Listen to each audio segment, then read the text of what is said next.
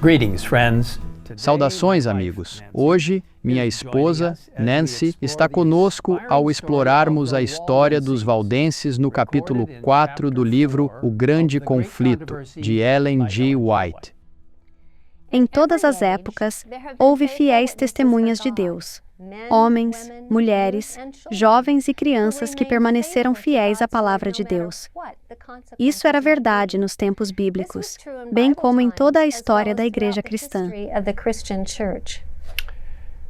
Nos primeiros séculos da Idade das Trevas, enquanto o poder papal procurava colocar o mundo inteiro sob seu controle, grupos de crentes fiéis ainda deixavam suas luzes brilharem enquanto permaneciam fiéis à verdade bíblica. Desses grupos, os valdenses talvez fossem os mais conhecidos. Eles serviram durante um tempo de grande escuridão como um elo fiel entre a antiga fé apostólica e a reforma que veio séculos depois. Os valdenses viviam nos vales e montanhas dos Alpes do Piemonte, uma bela área do noroeste da Itália, fazendo fronteira com a Suíça a nordeste e a França a oeste. Durante séculos, os cristãos ali foram capazes de adorar de acordo com sua consciência, mas chegou o momento em que Roma insistiu em sua submissão. Foi então que a profecia escrita em Apocalipse 12, 13 e 14 foi cumprida. Quando o dragão viu que tinha sido atirado para a terra, perseguiu a mulher que tinha dado à luz o filho homem, mas foram dadas à mulher as duas asas da grande águia para que voasse para o deserto, para o seu lugar, aí onde é sustentada durante um tempo, tempos e metade de um tempo, fora do alcance da serpente.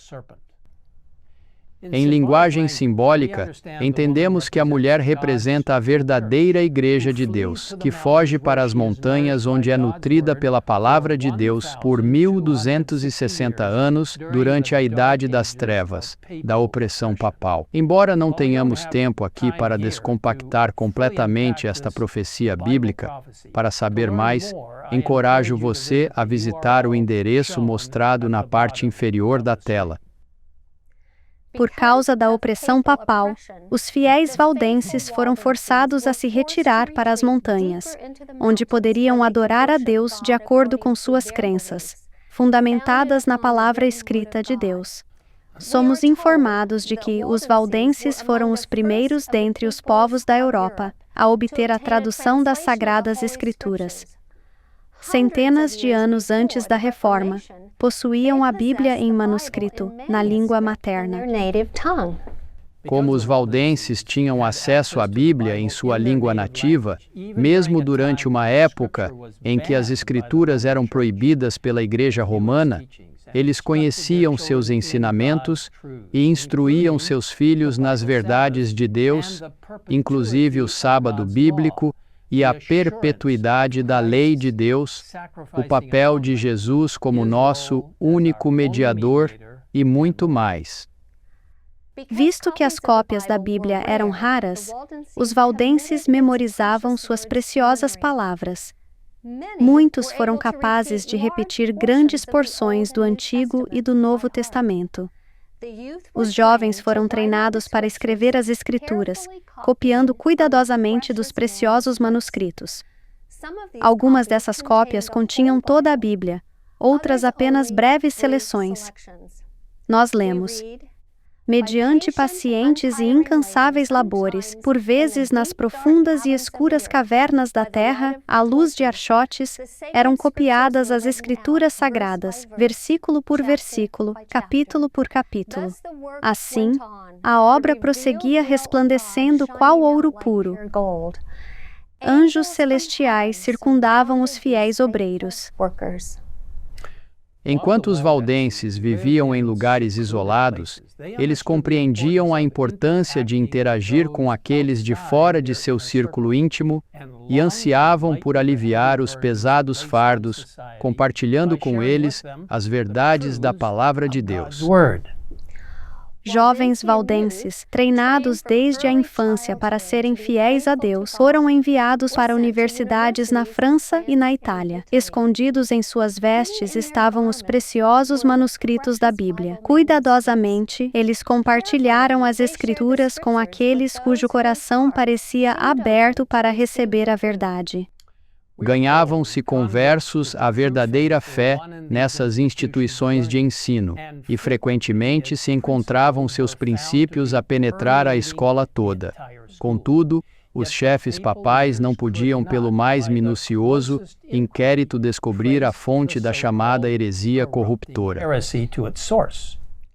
Além disso, os jovens que desejavam ser ministros valdenses eram obrigados a servir 3 anos como missionários, antes de serem designados para uma igreja em casa. Esses missionários saíam 2 a 2, um jovem emparelhado com um homem mais velho e mais experiente, responsável pelo treinamento dos jovens. Esses missionários realizavam o trabalho sob a cobertura de uma aparência secular, geralmente o de comerciante ou mascate. Eles carregavam mercadorias atraentes de países distantes, mas escondidos em suas roupas havia cópias da Bíblia. Em espírito de oração e com discernimento guiado pelo Espírito, esses missionários compartilhavam com os clientes o tesouro mais precioso que possuíam, e muitos fardos foram retirados do coração de almas cansadas e enfermas pelo pecado. Cheias de alegria, essas almas felizes voltaram para casa louvando a Deus, prontas para compartilhar as Escrituras e difundir a luz por onde passassem. E assim a verdade de Deus se espalhou pela Europa e além. Mas nem tudo estava bem nos poderosos salões de Roma. Determinado a acabar com a heresia, o papado iniciou cruzadas contra essas pessoas humildes e, sob o pretexto de defender a igreja, homens, mulheres e crianças foram expulsos de suas casas, caçados como animais, torturados impiedosamente e mortos das formas mais cruéis e desumanas. No entanto, os que sobreviveram continuaram a compartilhar a verdade bíblica. Determinado a livrar a terra para sempre dessa seita odiada, o Papa emitiu um decreto público, conhecido como Bula Papal, condenando os valdenses como hereges e exigindo sua matança. Incentivos, como o perdão de todos os pecados e a aquisição de bens, foram oferecidos a todos que se juntavam à matança. Atrocidades horríveis ocorreram, tudo em nome de Deus, enquanto os cruzados realizavam seu trabalho cruel.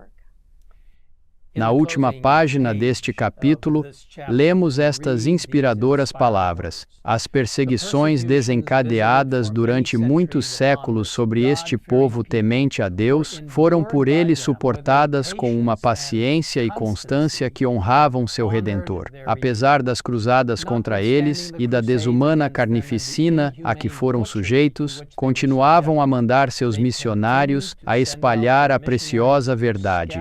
Eram perseguidos até a morte, contudo, seu sangue regava a semente lançada, e esta não deixou de produzir fruto. Assim, os valdenses testemunharam de Deus, séculos antes do nascimento de Lutero. Dispersos em muitos países, plantaram a semente da reforma, e deve ser levada avante até o final do tempo por aqueles que também estão dispostos a sofrer todas as coisas pela palavra de Deus e pelo testemunho de Jesus Cristo. Ao considerarmos a fidelidade dos valdenses, convido você a se comprometer novamente com Deus, com sua santa palavra e com sua causa, enquanto oramos juntos. Pai nosso que estás nos céus, nós te agradecemos porque inspiras pessoas como os valdenses a defender firmemente a verdade bíblica. Obrigado pela bravura daqueles que levaram trechos das Escrituras para lugares distantes da Europa. Senhor, pedimos que nos ajudes, já que somos os valdenses modernos de hoje, a defender com orgulho a verdade bíblica, a compartilhá-la com amor e cuidado com os outros. E enquanto temos acesso agora à palavra escrita de Deus, ajuda-nos a ler e compartilhar a Bíblia. Obrigado, Senhor, pelo maravilhoso exemplo daquelas pessoas leais e fiéis, os valdenses, e ajuda-nos a estar completamente comprometidos contigo, assim como eles, e a levar as pessoas ao pé da cruz e ao conhecimento de tua breve vinda. Em nome de Jesus pedimos. Amém e amém. Amen.